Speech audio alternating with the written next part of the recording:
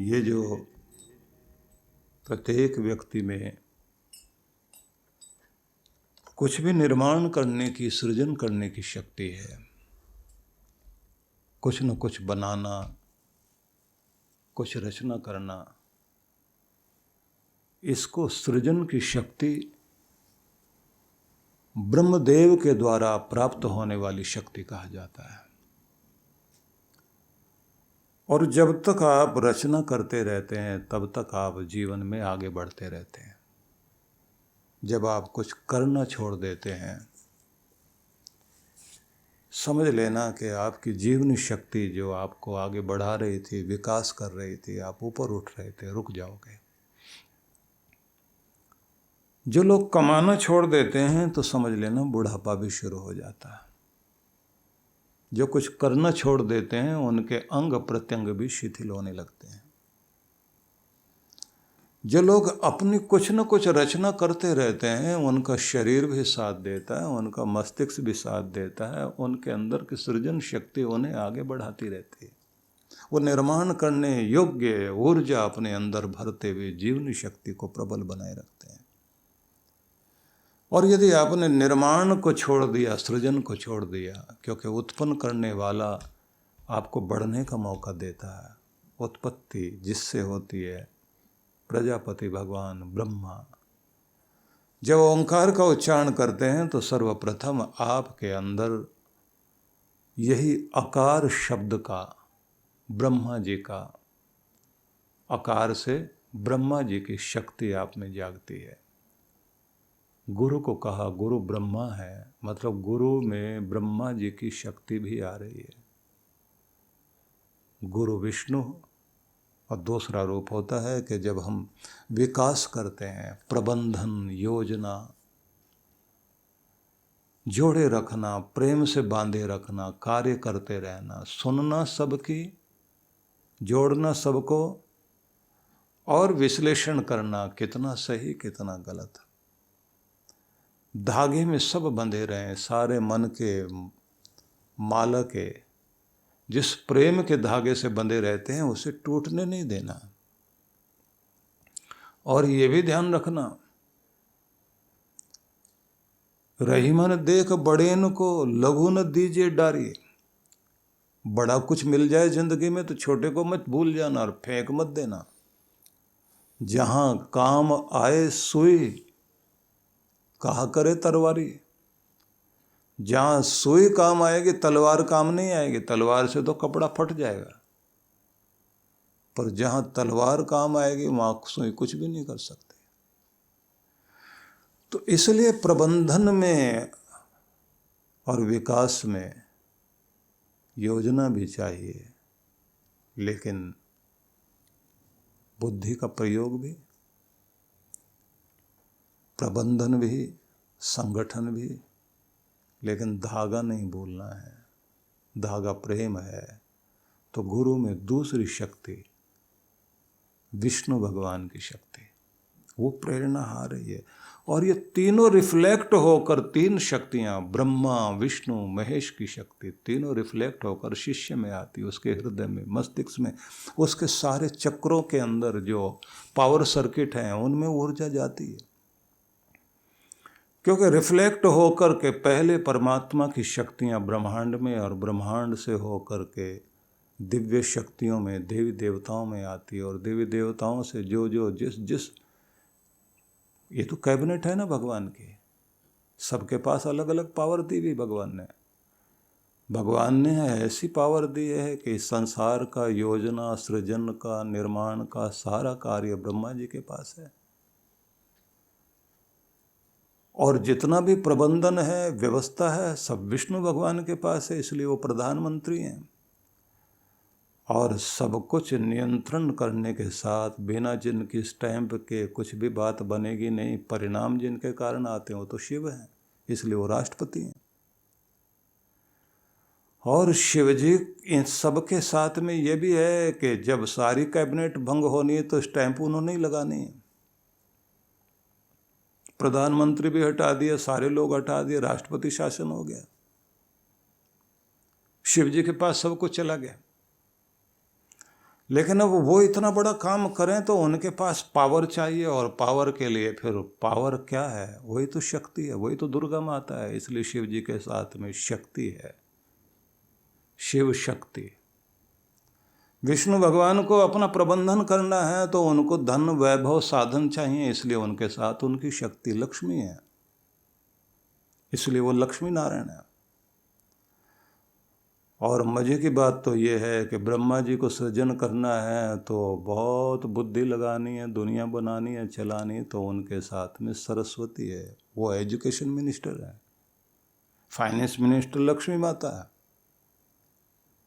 और ये अद्भुत चीज़ है कि फाइनेंस मिनिस्टर अगर लक्ष्मी माता है तो डिफेंस मिनिस्टर जो है शक्ति माता है, पार्वती माता। तो डिफेंस मिनिस्ट्री और प्रेसिडेंट राष्ट्रपति दोनों साथ साथ हैं। अब आगे कैबिनेट देखिए तो कैबिनेट भी तो अद्भुत है। पूरे ब्रह्मांड में सारे 14 कोटि ब्रह्मांड, सब में चारों तरफ अलग अलग सृष्टि के देवी देवता, मंत्रिमंडल, हर एक देश का अलग ही होगा, लेकिन सारे संसार को चलाने वाला वो परमात्मा तो एक ही है।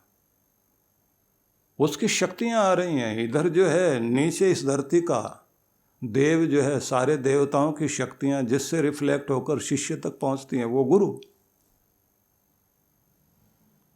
यहाँ आप ध्यान करते हैं और जिस मंत्र को गुरु देता है वो पर ब्रह्म परमेश्वर का मंत्र होता है,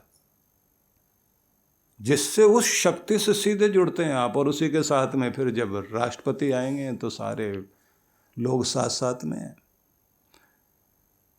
तो उसकी ज़्यादा व्याख्या न करते, बस इतना समझ लीजिए कि खाद्य आपूर्ति मंत्रालय अन्नपूर्णा जी को दिया गया, वाटर सप्लाई डिपार्टमेंट वरुण देव को दिया गया,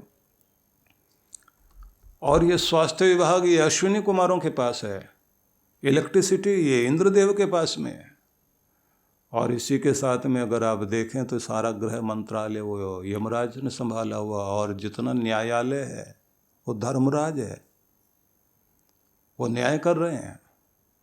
और सूचना प्रसारण मंत्रालय नारद जी के पास में वीणा लेकर के इधर से उधर तक खबर देते हुए जा रहे आ रहे हैं। और फिर सारे कैबिनेट के जो अध्यक्ष हैं वो कौन है? वो गणाध्यक्ष हैं, गणपति भगवान। उनको पहले प्रणाम करो, नहीं तो कोई भी मिनिस्ट्री जो है वो चलेगी नहीं आपकी। इसलिए वो अग्रगण्य है, अग्रपूज्य है। गणपति को पहले प्रणाम करना पड़ता है। फिर आपके MP MLA भी हैं, काउंसलर भी हैं, कोई ग्राम देवता है, कोई स्थान देवता है, और जो फिर ये ब्यूरोक्रेट्स होते हैं जिनके बिना मंत्री जी का काम नहीं चलेगा, तो सारे नवग्रह हो गए। अब आप कहेंगे यहाँ गुरु जी कहाँ आते हैं? सारे ब्रह्मांड में सारी शक्तियाँ फैली पड़ी हैं, लेकिन वो सारी शक्तियाँ ऊपर से काम कर रही हैं, ग्रह भी ऊपर से काम कर रहे हैं, देवी देवता ऊपर से काम कर रहे हैं। यहाँ कौन? बोले यहाँ बैठे हैं आपके सदगुरु, और यहाँ के जो स्थान देवता है, यहाँ के वास्तु देव हैं, यहाँ के ग्राम देव हैं, आपके कुल देव हैं, वो यहाँ इस धरती पर ही हैं। ऊपर से आती हुई शक्तियाँ इधर आती हैं, लेकिन आपके मंदिरों की भी व्यवस्था ऐसी की गई, ब्रह्मांड से जोड़ा गया। कलश ऐसा बनाया गया, कलश ऐसा बना दिया गया है कि उसका जो गुंबद है वो या तो पीतल का होगा, या तांबे का होगा, या चांदी का होगा, या सोने का होगा, जो कलश लगाया जाता गुंबद के ऊपर। यही तो वो डिश एंटीना है। आपके घर के अंदर अगर आप देखते हैं कि आपका टीवी चल रहा है, DTH चल रहा है, डायरेक्ट टू होम आ रहा है, तो सैटेलाइट से जुड़ा हुआ है। तो ब्रह्मांड में सैटेलाइट है अलग अलग देवी देवताओं को। आप कौन से चैनल पर काम कर रहे हैं इस समय, ये आपने देखना। आपने लक्ष्मी वाला चैनल पे काम करना है तो लक्ष्मी माता के मंत्र वैसी ध्वनियाँ बोलिए और वैसा ध्यान लगाइए, और कर्म भी वैसा करिए, गुरु से प्रेरणा वैसे लीजिए। समृद्धि तो आती जाएगी, लेकिन अक्ल भी मांगनी पड़ेगी फिर, नहीं तो जो है इधर आएगा उधर जाएगा, लॉटरी लग जाएगी, टिकेगी नहीं। ये बड़ा एक वैज्ञानिक खेल है, लेकिन दूसरी तरफ से देखें तो हर कोई आदमी कहता क्या मजाक है भारतीयों का, खासतौर से हिंदुओं के देवी देवता। लेकिन यहाँ मजाक नहीं है, बहुत बुद्धिपूर्वक है। पूरे ब्रह्मांड में सब कुछ मिल रहा है। मिर्च का पौधा तीखापन खींच रहा है, नीम का पौधा कड़वाहट वहीं से खींच रहा है, गन्ना मिठास खींच रहा है। अब आपके अंदर क्या है, क्या खींचना चाहते हो आप जानो। गुरु यही तो सिखाता है, आप क्या खींचना चाहते हैं। जिन लोगों का काम हंसने हंसाने का है, स्टेज पर खड़े होते हैं, लोग पूछते हैं कहाँ से इतनी हंसने की बातें लाते। बोले चारों तरफ बिखरी हुई हमको मिलती हैं। किसी लड़ने वाले आदमी से पूछो कि तुम्हारे पास, बोले जहाँ देखो हर आदमी मेरे से लड़ने को तैयार। मैं किसी से लड़ने के लिए तो नहीं जाता हूँ, लेकिन इतने निकम्मे लोग हैं हर जगह मेरे ही पीछे पड़े हुए हैं। मैंने किसी का क्या बिगाड़ रखा। लड़ाई पीछे ही नहीं छोड़ती उनकी, क्योंकि अंदर बीज वही है। पौधे में समस्या नहीं है, बीज में समस्या है। इसलिए भारतीय परंपरा में एक बहुत सुंदर व्यवस्था दी गई है कि जिन की घर गृहस्थी बस गई है, उन पति पत्नी को एक बात ध्यान रखना, जब वो अपने परिवार की वृद्धि करना चाहेंगे तो उससे पहले उन्होंने जो है अपने मन में कल्पना करनी चाहिए कि मुझे किस तरह का संतान की कामना करनी है। आकाश में बहुत सारी आत्माएं हैं, तो प्रार्थना करनी पड़ेगी। जिस तरह से कौशल्या माता ने प्रार्थना की थी कि नारायण मैं तो आपसे आपको ही मांगती हूँ कि आप ही मेरे घर आंगन में खेलने के लिए पधारो। इसलिए नारायण उनके घर में पहुंच गए, उनके आंगन में खेलने के लिए पहुंच गए। तो आप क्या मांग रहे हैं? और अगर किसी दुष्ट का ध्यान कर रहे हैं आप, तो ऋषि के घर में, विश्रवा के घर में रावण आ गया। और मैं नहीं मानता भगवान को। कौन भगवान, कौन भगवान, कौन भगवान? डरता नहीं मैं भगवान से। ऐसा भाव रखने वाला हिरण्यकश्यपु, उसके घर में भगवान को मानने वाला आ गया। किसी के घर में प्रहलाद आ गया, किसी के घर में रावण आ गया। देवता घर में राक्षस आ जाए तो क्योंकि आप ब्रह्मांड से तो देवी देवता बैठे हुए हैं, वो तो तथास्तु कहते हैं। सीधी बात है, यही तो हम लोग सिखाते हैं जब ध्यान में आप बैठते हैं। वरदान सिद्धि साधना यही तो है कि उन्होंने ऊपर से तथास्तु कहना है। आप कौन सी चीज मांग रहे हो? ये शुरू में जब हम लोग ध्यान सिखाते थे तो लोगों को समझते थे एक ही तरह का होता होगा सब। जब वो इसमें चलते चले गए और उसके बाद उनको समझ में आया कि अलग अलग शक्तियों से किस तरह से क्या मांगा जाता है, ये है क्या चीज। आपकी प्रार्थना तो सब करते हैं, दुआओं के लिए हाथ तो लाखों उठते हैं आकाश में, लेकिन सबकी दुआएं कबूल तो नहीं होती, और कुछ की क्यों होती हैं। इसलिए पुरंदरदास ने कहा कि दो हाथ वाले अकड़ के मत चल, खुश होगा तेरा मालिक, हजार हाथ से देगा तुझे। और अगर नाराज हो गया तो हजार हाथ से छीन भी लेगा। रातों रात कंगाल, और तेरे पास इतनी ताकत नहीं है कि जब वो छीनने लगे तो उसे छीनने ना दे। ऐसी ताकत तेरे पास तो नहीं है। एक पल में छीन लेता है वो। लोगों को कंगाल होने में देर कहाँ लगती है। दक्षिण भारत का ये महान संत जिसने परमात्मा की याद में 2000 गीत गाए, अद्भुत व्यक्ति था। इसलिए मैंने चर्चा तो छेड़ दी आपको कि मैं अलग अलग संतों के लोक से आपको उनकी वाणी सुनाऊं। मैं सुनाऊं तिरुवल्लुवर की वाणी, मैं सुनाऊं आपको पुरंदरदास की वाणी, मैं सुनाऊं आपको संत एकनाथ की वाणी, टुकड़ो जी महाराज की, संत तुकाराम जी महाराज की, संत ज्ञानेश्वर की। अद्भुत लोग हुए हैं। उधर रैदास बैठे हैं, बहुत जन्म बिछड़े हैं माधव, बहुत जन्म बिछड़े हो माधव, यह जन्म तुम्हारे लेखे। न जाने किस जन्म में तुमसे बिछड़ गए थे मेरे माधव।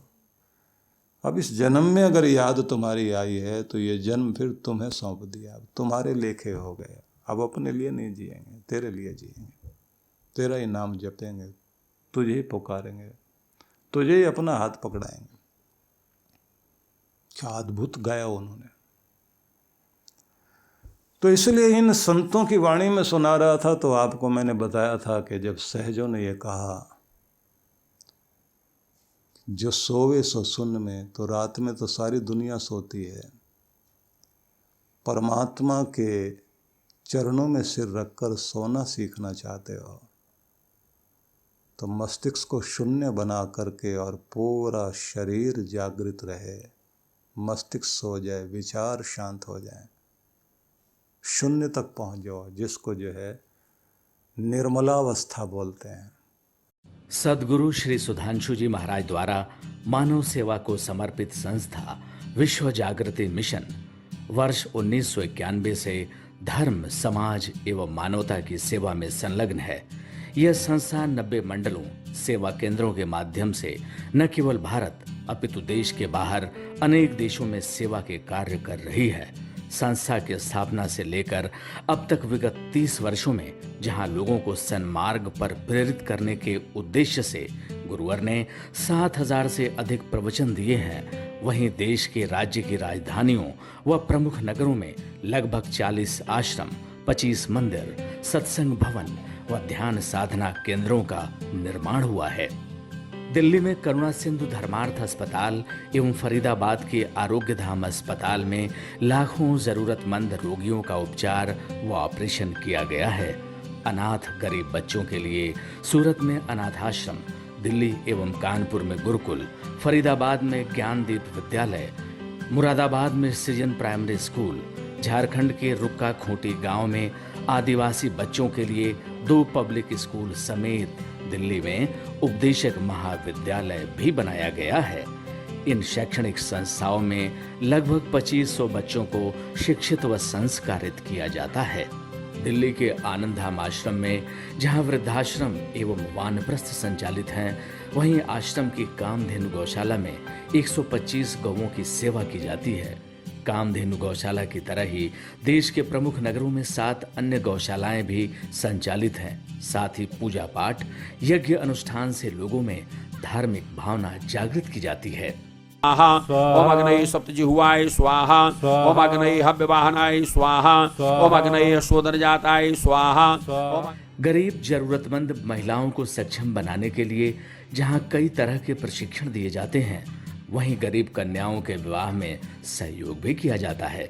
प्राकृतिक आपदा जैसे कि बाढ़, भूकंप, तूफान आदि में जहां मिशन द्वारा प्रधानमंत्री राहत कोष में सहयोग किया जाता है, वहीं जैसे वर्तमान में चल रही महामारी कोरोना संकट काल में जरूरतमंदों को भोजन, राशन किट व सांसों के संकट से जूझ रहे जरूरतमंद मरीजों को देश विदेश से मंगाकर ऑक्सीजन कंसंट्रेटर बांटे गए। मानव सेवा को ईश्वर भक्ति मानते हुए सेवा परमो धर्म के भाव से विश्व जागृति मिशन के सेवा कार्य निरंतर जारी हैं। आइए मिशन की सेवा पथ पर बढ़ते कदमों में कदम से कदम मिलाकर चलें और मानवता की सेवा में दान सहयोग कर पुण्य के भागीदार बनें।